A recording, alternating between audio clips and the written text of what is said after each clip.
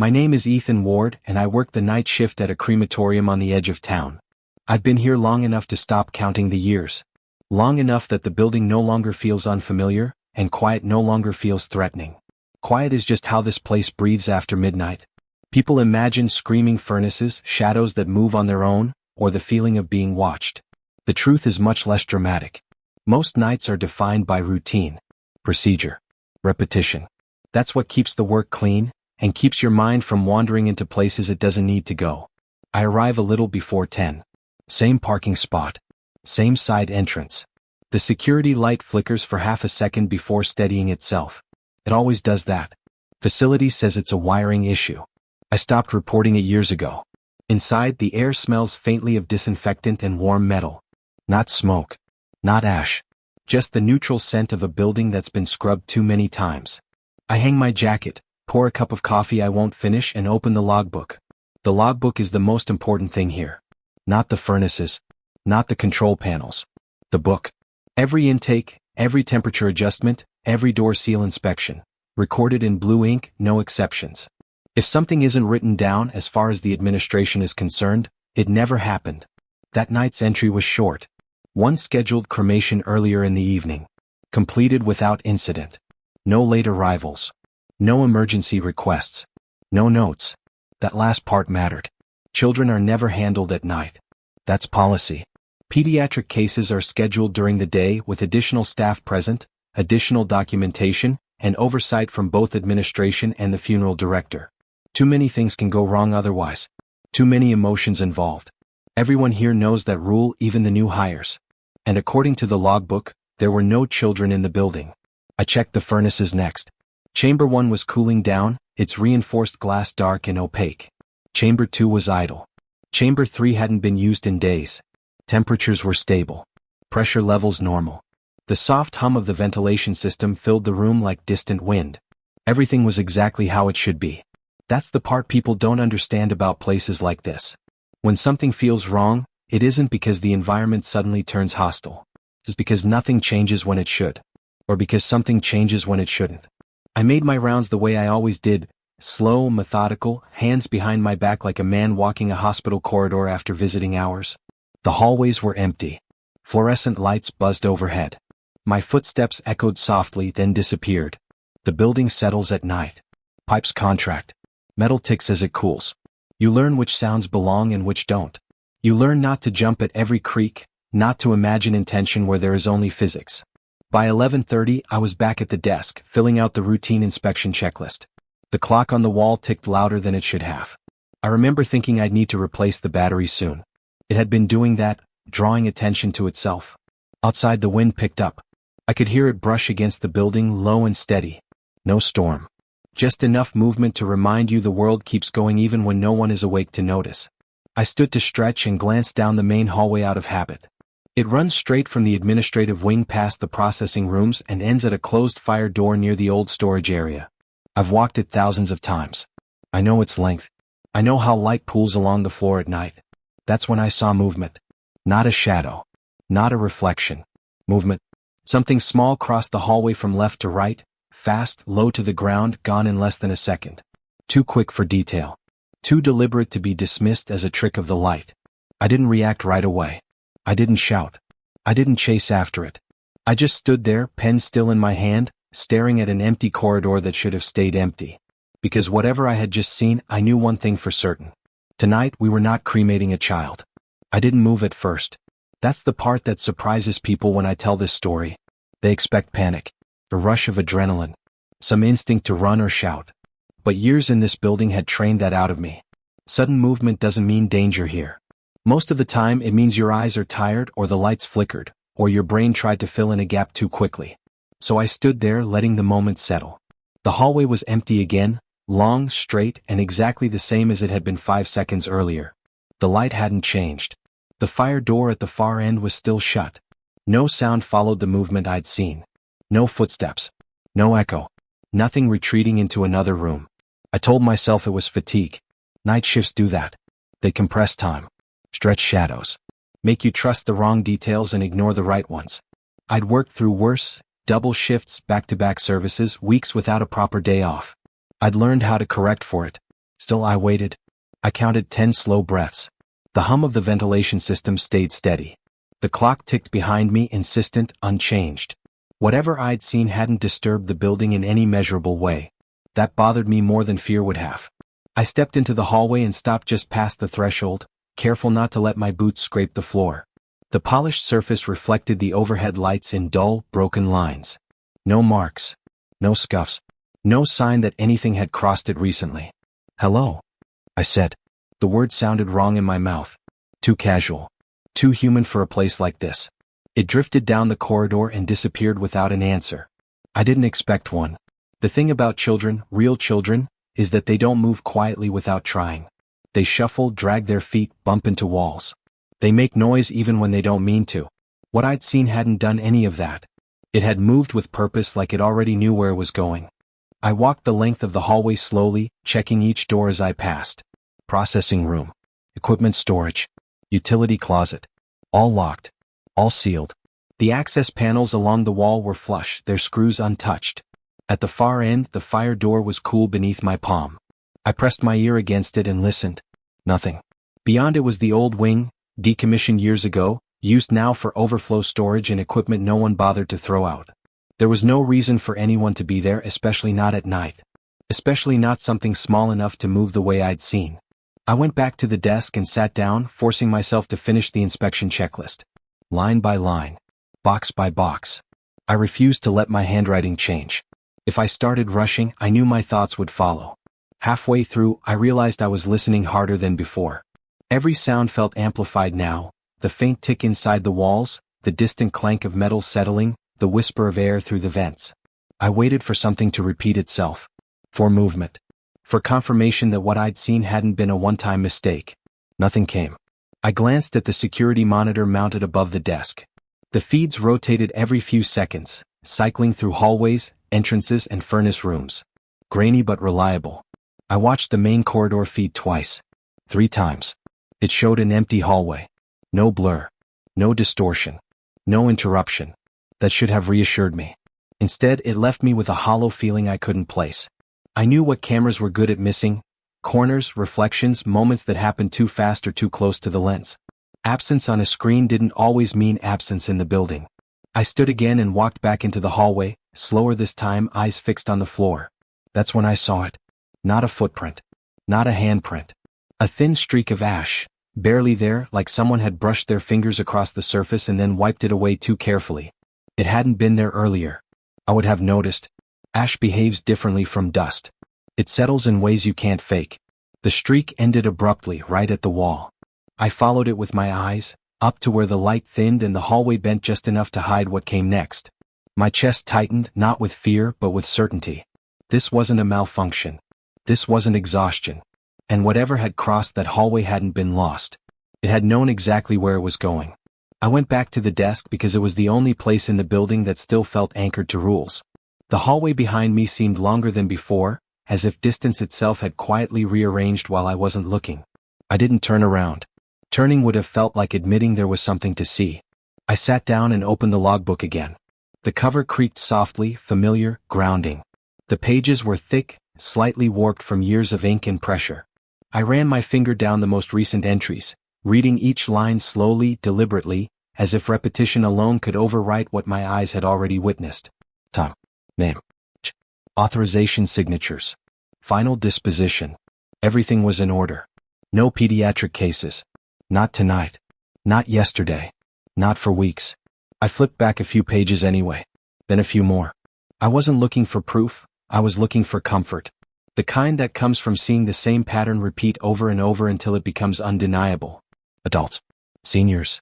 Terminal illnesses. Accidents. Expected endings. Children disrupt patterns. That's why they're handled differently. That's why their names stand out when they appear. There were no names like that here. I checked the intake forms stored beneath the desk. Nothing new.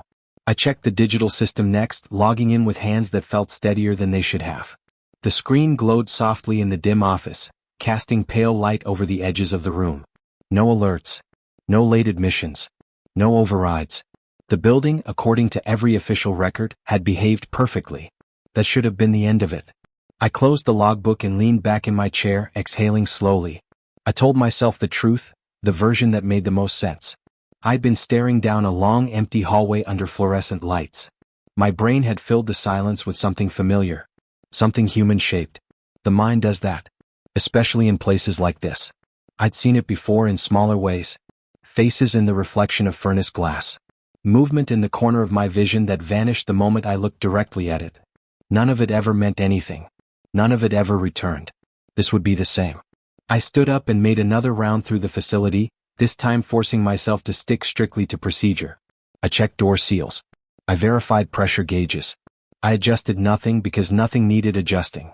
The furnaces remained quiet, their heavy steel doors closed and inert. I paused in front of chamber 1 longer than necessary. Its viewing window was dark, the glass cool beneath my fingertips. I stared at my reflection, older than I remembered, eyes more tired than afraid. I looked like a man who had simply worked too many nights in a row. "Get a grip," I muttered. My voice sounded small in the open space. I returned to the hallway, stopping just short of where the ash streak had been. I crouched down and ran my gloved finger lightly over the floor. Nothing. The streak was gone. Not smeared. Not cleaned. Gone as if it had never existed at all. The surface was smooth, unbroken, reflective. No residue clung to my glove. No gray dust lingered in the seams. That should have settled it. Instead, it made my stomach tighten. Ash doesn't vanish on its own. Not that kind. It settles, drifts, resists removal. Even after a thorough cleaning, traces remain in corners, in grout lines, in places the eye doesn't immediately catch. This had left nothing behind. I stood up slowly, scanning the hallway again. The lights hummed evenly. The fire door at the far end remained closed. The building was unchanged, indifferent to my attention. I checked the cameras again. Main hallway. Side corridor. Old wing entrance. Empty. All of it. I watched the feed cycle twice more, then a third time, searching for any delay, any glitch that might explain why I'd missed what I'd seen in real time. The image remained stable. The hallway remained empty. I told myself I'd imagine the ash. That was easier than imagining what it might mean if I hadn't. Denial doesn't arrive as a dramatic decision. It slips in quietly, disguised as reason. As professionalism. As the voice that says you don't get to panic just because something doesn't fit neatly into your understanding of the world. I sat back down and resumed writing in the logbook. My handwriting was neat. Controlled. No tremor. If anyone looked at that page later, they'd see nothing unusual. No hesitation. No second thoughts. Just another night. Another completed checklist. Another worker doing his job. And for a few minutes I almost believed it. Then, somewhere beyond the reach of the cameras and beyond the logic I was clinging to, I felt it again, that subtle shift in the air. Not movement. Not sound. Presence. I didn't look up this time. Because part of me already knew, the building hadn't changed. I told myself I wouldn't go back into the hallway. That was the sensible decision, the professional one. I had done my checks. I had reviewed the logs. I had verified the cameras. There was nothing left to confirm. Any further inspection would only feed a thought I was trying very hard not to give shape to. So I stayed at the desk. For a while. The problem with denial is that it works best when nothing challenges it. And in a building designed for silence, even the smallest inconsistency can feel loud.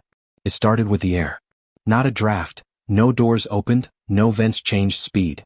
Just a faint difference, as if the temperature had dipped by a degree or two without permission. My skin prickled beneath my sleeves. I glanced at the thermostat. Normal. I sat there another minute, then another, pretending I hadn't noticed. When I finally stood, it wasn't out of fear. It was out of habit. The kind that pulls you toward unfinished work even when the checklist says you're done. I walked back into the hallway.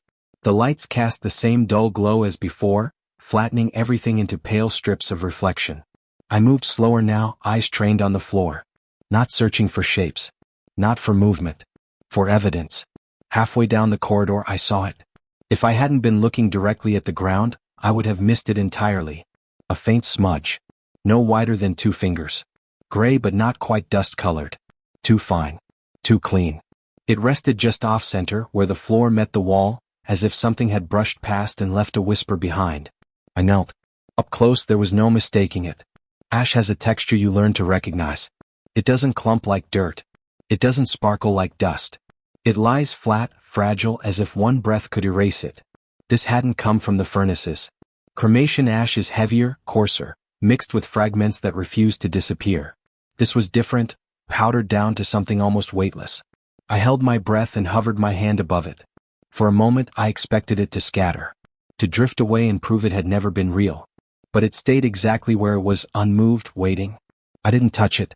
There are things you don't disturb in this job even if no one ever explains why.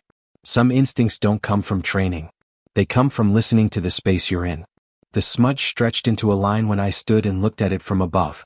Not straight. Slightly curved. Like a path that had been interrupted mid-step. It led toward the far end of the hallway. Toward the fire door. I followed it slowly, keeping a careful distance, my eyes tracing its faint presence along the wall. The ash appeared and disappeared in fragments. Here a streak, there a shadow of one, never enough to form a clear trail but always enough to suggest direction. It didn't wander. It knew where it was going. At the fire door the ash stopped. Not faded. Not thinned out. Stopped. The metal surface was clean, untouched, cool beneath my knuckles when I pressed them lightly against it. I bent down, searching the seam where door met floor. Nothing. No residue. No transfer. As if whatever had passed through this space understood boundaries better than I did. I straightened and stepped back, my eyes lingering on the empty corridor behind me. The air felt heavier now, not colder, denser, like something had settled into it. I checked my watch. Only a few minutes had passed. That bothered me. It felt longer. Everything had felt stretched, drawn out, like the building itself was taking its time. I returned to the desk and reached for the cleaning kit stored beneath it. The logical next step was obvious. Document. Clean. Move on. That was how you closed a loop. But when I knelt again in the hallway, cloth in hand, I hesitated. Removing ash is final. It's an acknowledgement. It says this happened and I'm done with it. I wasn't ready for that. Instead, I left it. I stood, turned away, and walked back toward the desk, forcing myself not to look over my shoulder. The lights hummed. The building remained silent. Nothing followed me. From a distance, the hallway looked ordinary again. Clean. Empty. Safe. But I knew where the ash was. And I knew something else too, something I hadn't wanted to admit before. This wasn't a malfunction. It wasn't fatigue. Whatever had crossed that hallway hadn't left much behind. Just enough to let me know it had been there. The fire door had always bothered me. Not because it looked out of place but because it didn't. It blended into the wall so well that most people never noticed it unless they were looking for it. That was intentional. When the old wing was shut down years ago, the administration didn't want reminders. They wanted clean lines. Forward motion. But I remembered what lay beyond it. I told myself I wasn't going to open that door. The ash on the floor had been enough. There was no policy that required me to inspect a sealed section of the building. No checklist item that justified it. Whatever had left that trace had stopped there, as if respecting a boundary that still mattered. Still, I stood in front of the door longer than necessary. The handle was colder than the surrounding metal when I finally touched it. Not alarmingly so, just enough to register as different. I wrapped my fingers around it and paused, listening. The building didn't resist.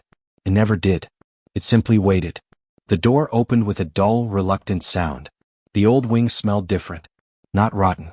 Not burned. Just stale. Like air that had been held too long and forgotten. The lights came on automatically, flickering once before settling into a dim, uneven glow. This part of the crematorium had been decommissioned after a renovation more than a decade ago. New furnaces. Updated safety standards. Better separation between intake and processing. On paper it was an improvement. In practice it was a quiet erasure. The hallway here was narrower. The walls closer. The floor scuffed with marks that no amount of cleaning had ever fully removed. Equipment lined one side, old carts and used trays labeled boxes filled with things no one had claimed responsibility for. And at the far end, behind a row of stacked chairs, stood the original pediatric chamber. I hadn't seen it in years. My feet stopped without asking me. That furnace had been retired first, long before the rest of the wing. Too small. Too old.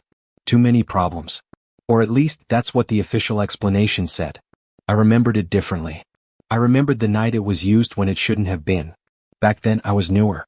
Still careful. Still eager to do things right. A supervisor I trusted had been on duty, someone who'd been here long before me, someone whose word carried weight. There had been a late arrival. An unexpected case. Paperwork incomplete, but grief didn't follow office hours. We were short-staffed. Tired. Trying to keep things moving. Just this once, he'd said. We'll document it later.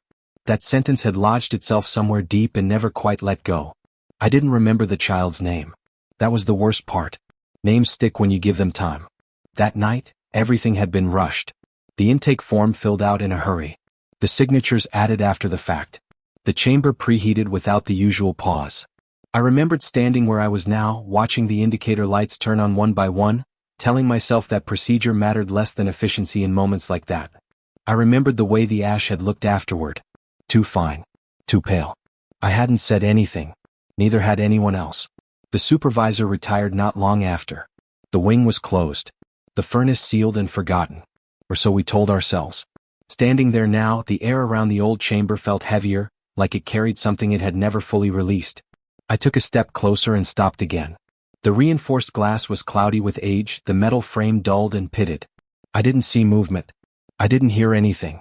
But I felt it, the unmistakable sense of standing in a place where something had been left unfinished.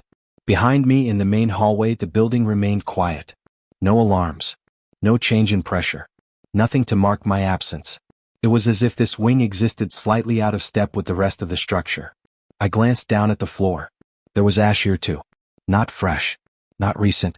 Ground so deeply into the surface it had become part of it. I wondered how many times I'd walked past this area over the years without noticing.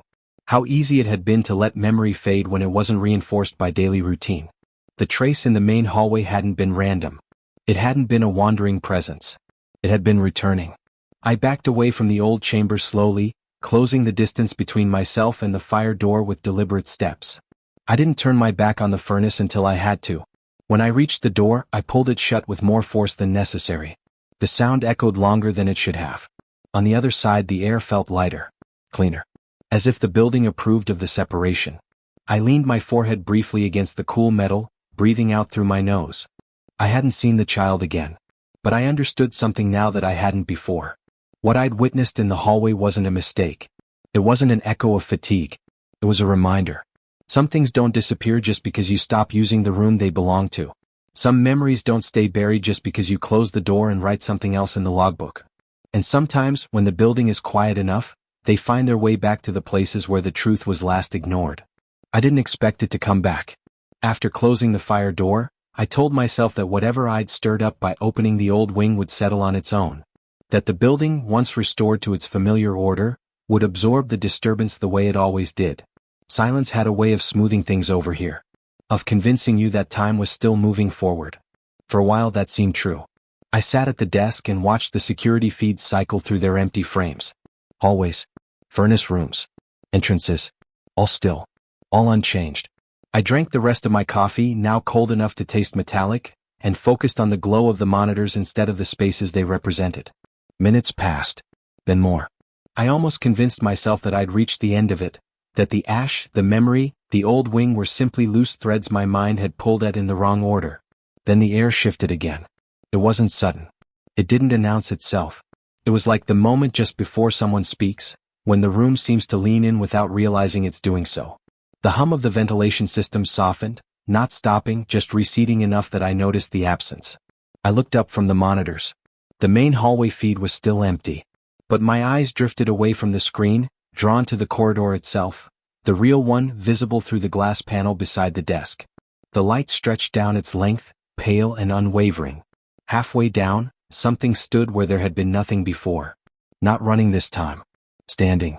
The shape was small, unmistakably so. Child-sized. Too solid to be a shadow, too still to be mistaken for a trick of light. It didn't move when I focused on it. It didn't react to my attention at all. I stood slowly, the chair legs whispering against the floor. My heart didn't race. Fear still hadn't arrived. What I felt instead was a heavy certainty, like recognition settling into place.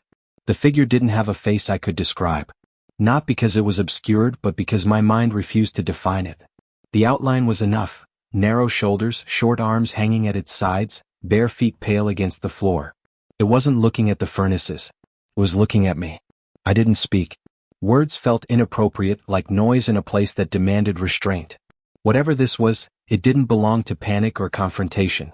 It belonged to acknowledgement. I took one step into the hallway. The figure didn't retreat. The distance between us remained fixed, as if the space itself had decided on a boundary neither of us was meant to cross. The lights above it flickered once, briefly, almost apologetically, then steadied again. I noticed then what hadn't occurred to me before. The temperature. The air around the figure wasn't cold. It wasn't warm. It was neutral in a way that felt deliberate, as though it existed outside the systems designed to regulate the rest of the building. The furnaces nearby remained dormant, their heat contained, controlled. This presence wasn't drawn to them. It wasn't afraid of them either. I realized, with a slow, sinking weight, that it knew this place far better than I ever had. My mouth felt dry. I swallowed and finally spoke, my voice barely above a whisper. "You're not scheduled." The words sounded foolish the moment they left me. Procedural. Defensive. As if policy could still protect me from what I was seeing. The figure didn't respond. It didn't nod. It didn't tilt its head. It simply remained patient in a way that made my skin prickle. This wasn't a visitation fueled by urgency or anger. It wasn't a demand. It was a reminder that had found its moment. I took another step forward. The lights above dimmed slightly, not enough to plunge the hallway into darkness, but enough to soften the edges of everything around us. The building felt distant now, like I was standing in a space layered over the real one. The figure shifted. Just enough to confirm it was real. It turned, not toward the old wing, not toward the furnaces, but toward the stretch of hallway where the ash had first appeared. Toward the path it had taken before. Wanted me to see. Not to follow. Not to intervene. Just to understand. I stayed where I was, my hands clenched at my sides, and watched as the figure began to move again. Not running. Not walking. Gliding, almost imperceptibly, along the same line I'd traced earlier. Its feet didn't disturb the floor. No sound marked its passing. But behind it, in the soft reflection of the lights, a faint residue appeared. Not much. Just enough to be noticed if you knew where to look. The figure reached the fire door and stopped. It didn't try to open it. It didn't pass through. It simply stood there, back turned to me as if waiting for something I had yet to offer. And in that moment, I understood something that sent a slow chill through my chest. This wasn't haunting the way people imagine it. This wasn't a soul trapped or lost. This was something that had been processed, recorded, and forgotten.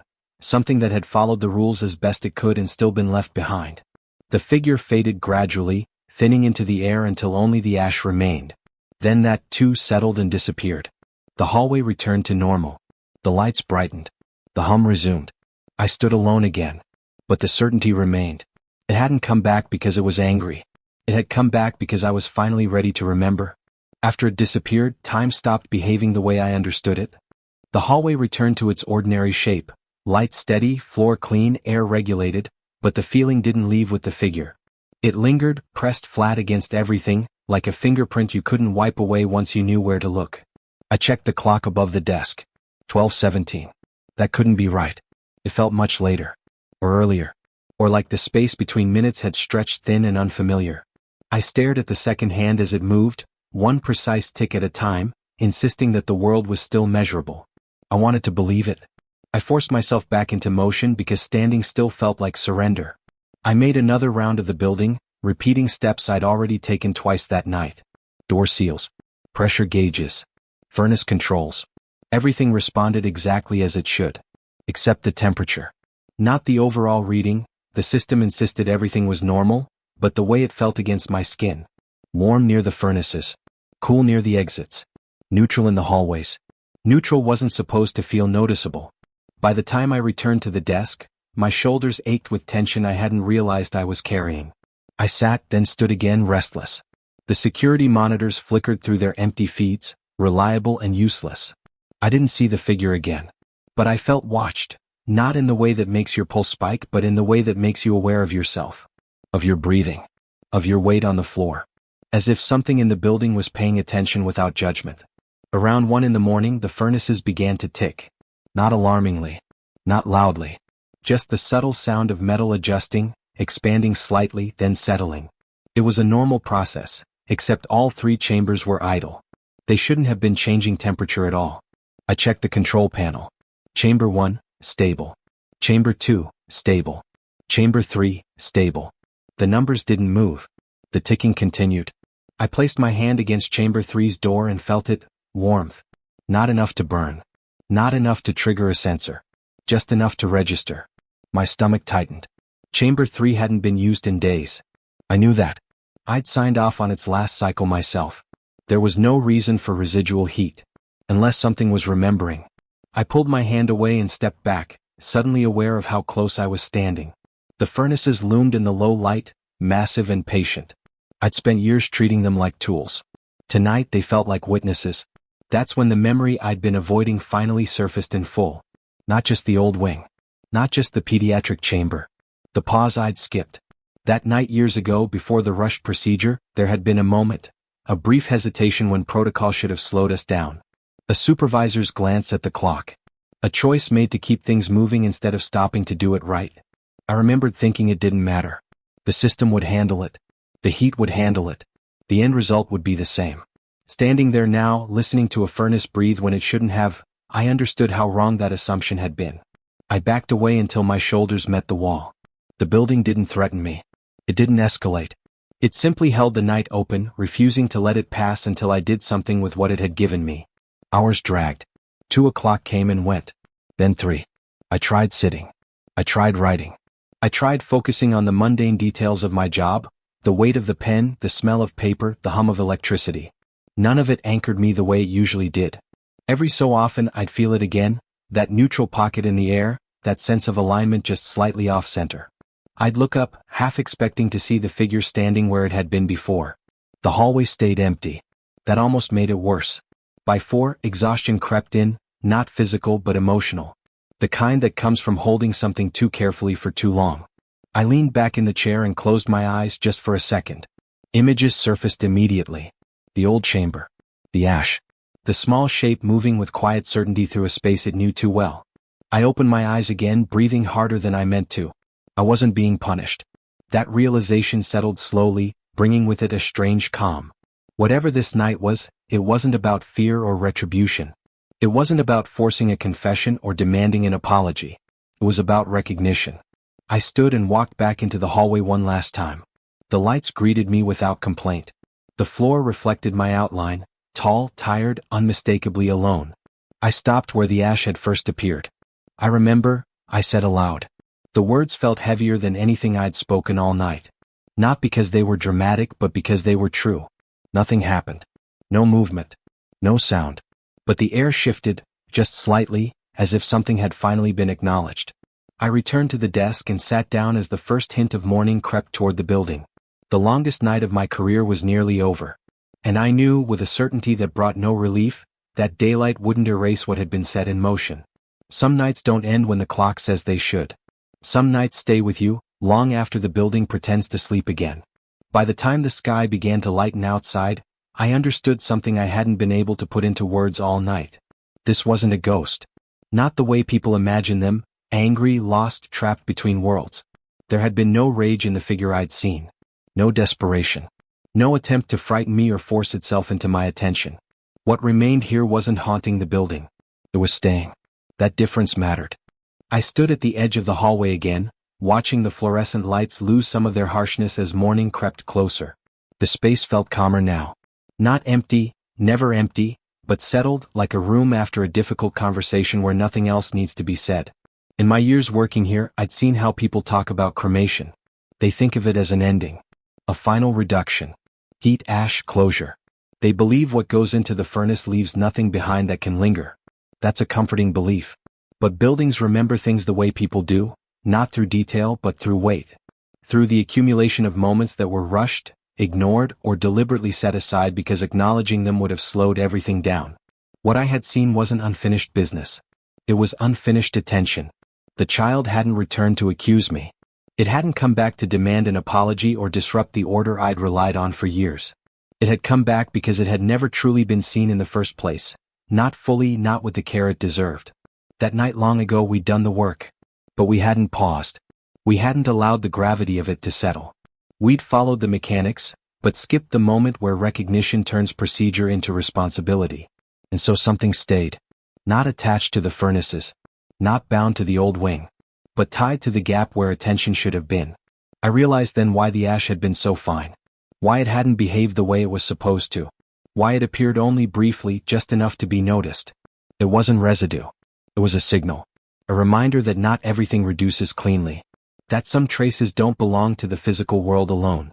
They linger where memory thins, where routine dulls the edges of what should still matter. I hadn't been afraid when the figure stood in the hallway. I'd been ashamed. Not the loud, crushing kind. The quiet kind that arrives when you recognize your own small failure, years too late to correct it properly. I leaned against the wall and closed my eyes, breathing in the now familiar air. The building felt balanced again, not reset but acknowledged. Like a ledger finally reconciled, even if the numbers themselves hadn't changed.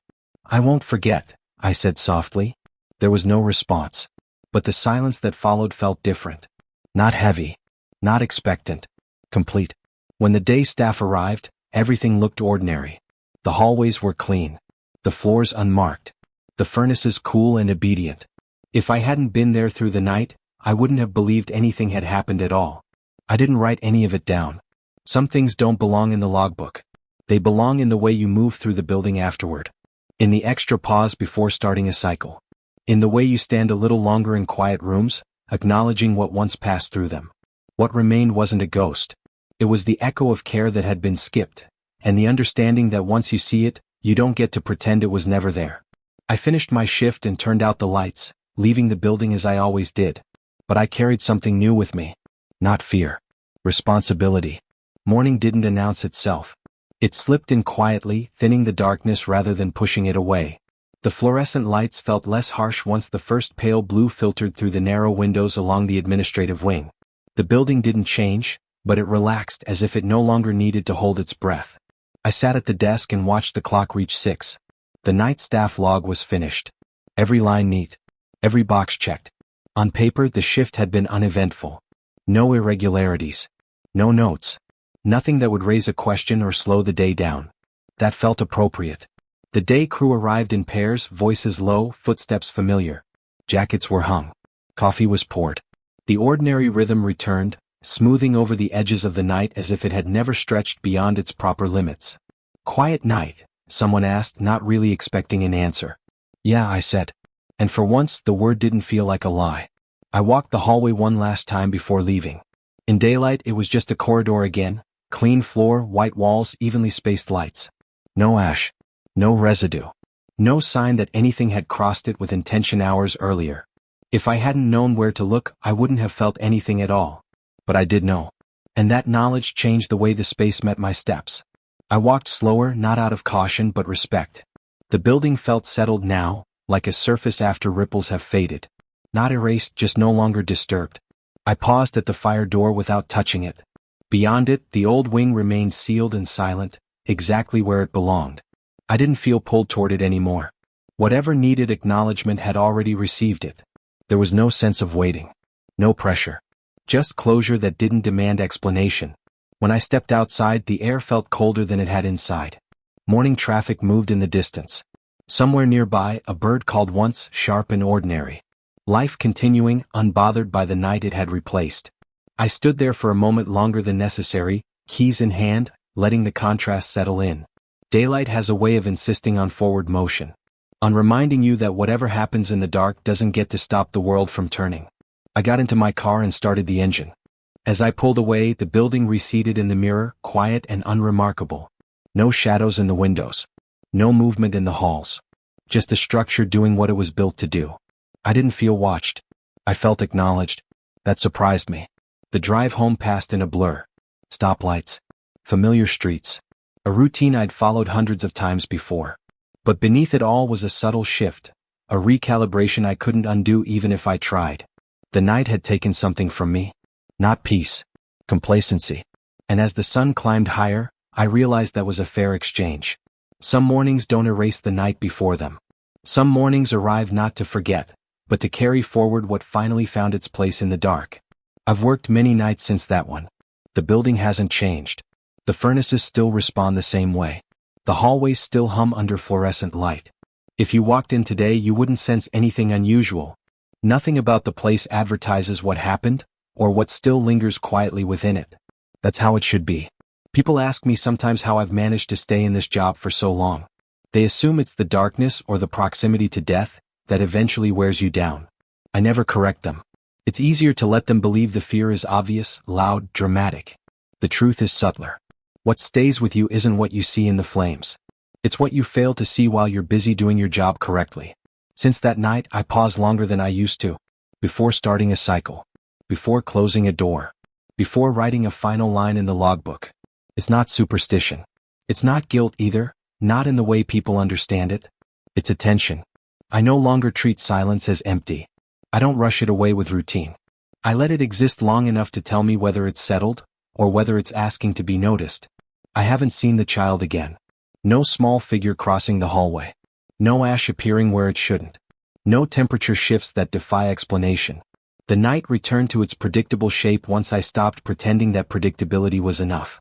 But sometimes when the building is especially quiet, I feel it. Not behind me. Not watching. Just present. Like a held breath that finally learned how to rest. I don't talk about that night with my coworkers. There's no language for it that wouldn't sound wrong. I don't expect them to understand. Some experiences aren't meant to be shared. They're meant to change how you carry yourself afterward. The logbook still sits on the desk, thick with years of ink. I still write in it every shift. Clean lines. Accurate entries. No embellishments. The record remains honest in the way records are allowed to be. But there's another account that never makes it onto the page. It lives in the way I walk the hallway. In the way I stand still when something feels slightly out of place. In the way I remember that even when procedures are followed, meaning can still be missed. What remained that night wasn't a ghost. It wasn't unfinished business or a restless soul demanding justice. It was the quiet consequence of moving too fast through something that deserved more care than it received. And once you recognize that, you don't unsee it. If you ask me now whether places like this are haunted, I'd say no. Not in the way people hope for or fear. They're not filled with screams or shadows or things that reach for you in the dark. They're filled with moments. Most of them pass cleanly through. Some don't. Some stay, not to scare you, not to punish you, but to remind you that attention matters. That presence matters. That even in a job built around endings, there are pauses that shouldn't be skipped. That's my final account. Not of what I saw, but of what I learned to stop overlooking. And if you ever find yourself walking a quiet hallway late at night, feeling something just slightly out of alignment, don't run. Just slow down. Sometimes that's all it's asking for.